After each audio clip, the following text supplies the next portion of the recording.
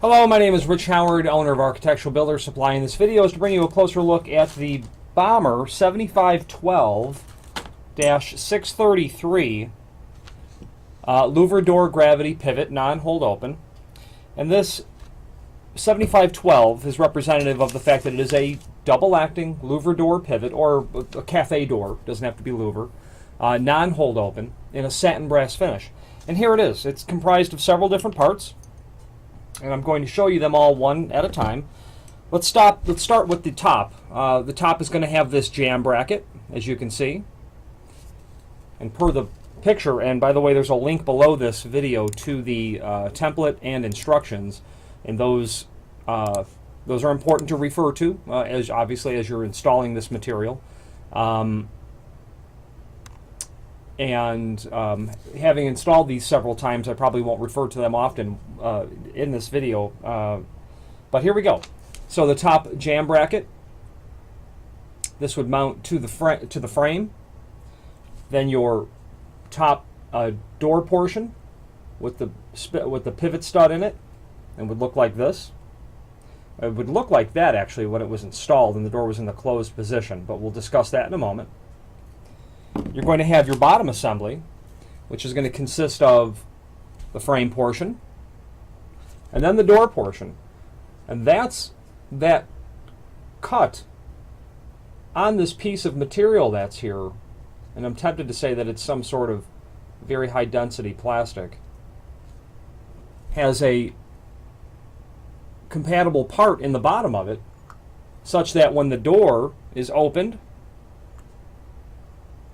the weight of the door and gravity are going to force it to center back, because if you can imagine, as that turns, it's hitting, you know, the opposite piece in the barrel of this, and that's what provides the double acting portion to this. So the installation aspect of this is going to be, you know, quite simple, actually. Referring to the template and the instructions are pretty much one and the same. It's nice to see both, because the information is actually a little bit different on each in terms of how it's presented, but all the information is really there. So, you know, the instructions are the link there. This is the piece of paper that's going to be in the box when you get them. So going through this, step one is fastening the bottom bracket to the door. And let's back up. Prior to fastening anything to the door, let's take note of the reference to the stile on the edge of the door. It's calling out in step 3, which I would prefer to do this step first. But step 3 calls out round jam edge of door with a 7/8 radius, right here. And you can see that that door edge has a radius on it. And how that's accomplished really is by having the way that I've always done it, your door laying flat on sawhorses and a router with a large round over bit. And you take that router and run it down one edge of the door, one side of the door. And now we're only talking the pivot style of the door. Round over, turn the door over, and then do the opposite face of the door, same style, and round it over that way. Think of the top row of tile in a bathroom, how it's bull-nosed. Well, imagine if you bull-nose the door on both sides, and it's radiused. And the 7/8 radius is very important, because if this is the jam, and this is my square edge door, if you don't have the edges of that radiused over, your door style, your outside corners of the door are going to hit the jam. And per the templating, meaning the fixed dimension from the jam to the center line of the pivoting axis, that dimension is fixed.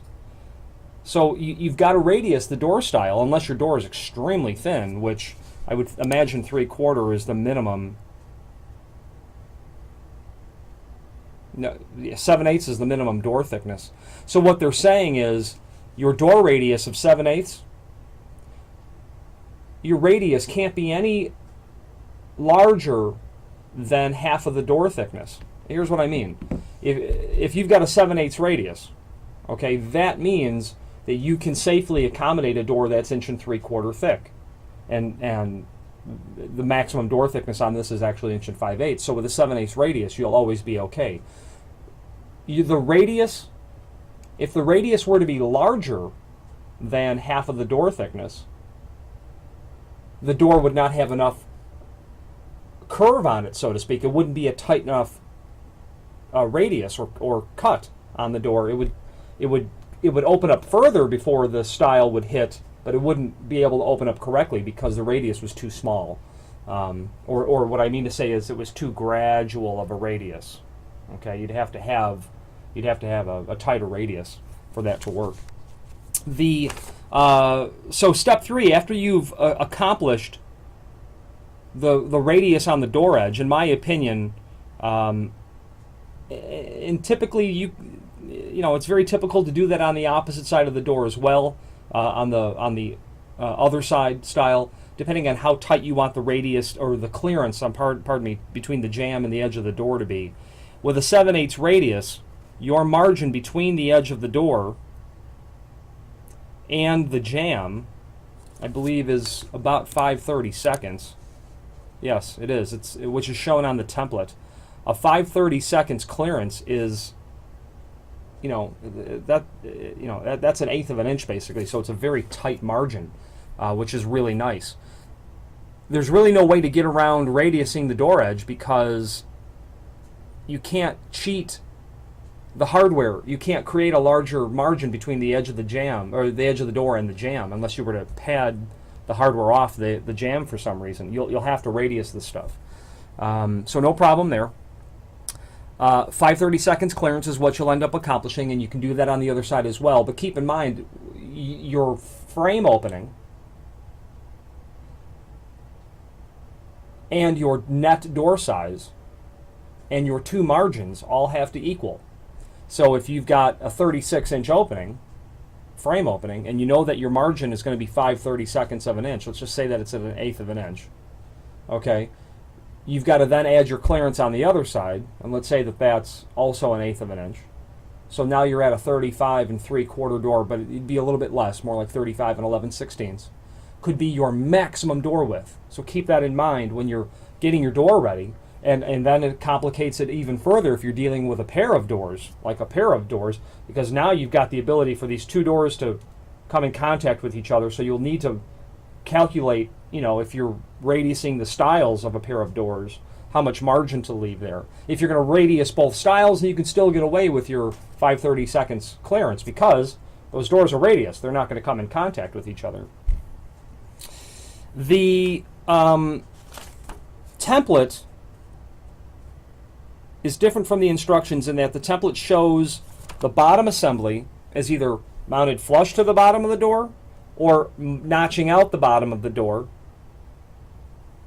and that is basically just based on preference. If you're going to notch the bottom of the door as shown in the lower right hand corner of the template, keep in mind that if you're going to be cutting out that much of a door, like a 1 3/8 louver door that you picked up at a home center, there's usually dowels that are used in the construction of doors and holding it together. If it's a flush particle board door, you're going to need to take into consideration that if you're going to cut that much of the door out, a 2 1/4 wide by, really whatever, you're not fixed at this dimension. There's no hard and fast rule, dimension given. You can cut it up as high as not as high as you want. But scaling it to the drawing, you'd be going up, as much as 2.5 inches. So 2 1/4 this way and 2 1/4 or 2.5 or 2 3/4. You're going to make sure that your door construction is going to be compatible with cutting that much of the part of the door out. It's very likely that you're going to be left with just particle board or something that's really not suitable to screw to. Even a lumber core sort of situation, those blocks of wood inside, while they're really kind of glued together, they're not really meant to screw something to and to have the door actually operating. You need to have a solid piece of wood that's put in there. So if you're unsure, don't notch the bottom of the door, just flush install it. Or have your doors made specifically for this. Give the door manufacturer the template and tell them that you need solid wood down there. You don't want to see any exposed core or of the door at all. So we had talked earlier about the the top pivot, and this is what it looks like when it's in the closed position. And you can see it in the template and in the instructions in step 4, that they want a 3/4 inch dimension between the bottom of the jam bracket and the top of the door plate. Now it's shown surface mounted. You know, this is very easy to mortise to the door because of the dimensions. If you had a Forstner bit, which is, you know, I'm really lazy when it comes to not wanting to make things hard. So, you know, you've got a 7/8 dimension here, and I'm thinking, you know, a Forstner bit, you know, drilled the thickness of the plate, which is, you know, maybe 3/16. I don't see a dimension for it. Oh, it's 1/8 of an inch. It is shown. I would just Forstner bit that and have it sit in there. I'd mortise it flush, although it's shown surface mounted. Anyway, the point of the matter is I need a 3/4 inch clearance between the top of this plate and the bottom of this plate, and here's why. So this is what it looks like when the door is in the closed position, but when you push the door open, it's going to travel up because the bottom is traveling up.